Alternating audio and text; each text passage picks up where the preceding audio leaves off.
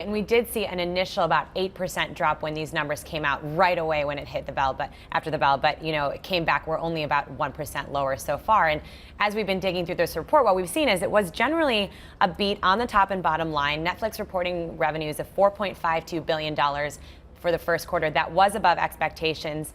EPS also came in at 76 cents. That was well above expectations of 57 cents. So generally the numbers were good. And the other number we always watch for Netflix is subscriber growth, and that also beat for the first quarter. Netflix adding a record 9.6 million new global paid subscribers in the first quarter. Now is at almost 150 million global net subscribers around the world. So this is, solid growth.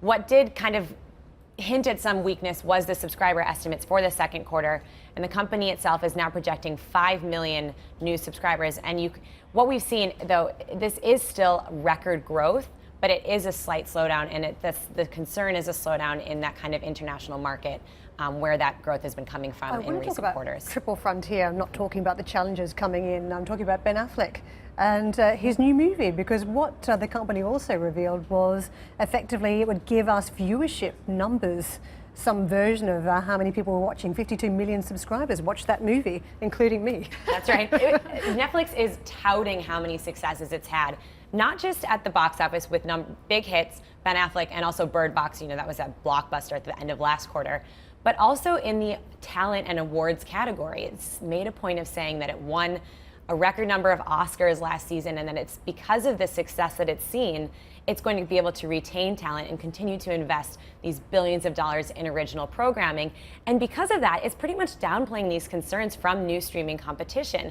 I mean, we saw Disney and Apple come out with their streaming services over the last quarter, and Netflix was pretty quick to dismiss them and say, we're not too worried about it. Even yesterday, they dismissed again the competition from Disney and Apple, yet we've seen Disney shares surge since they unveiled their streaming service. How do they justify not being worried? The key question there is the price point, because Disney Plus, the new Disney streaming service, is about half of the monthly price as the basic Netflix service that most people pay for.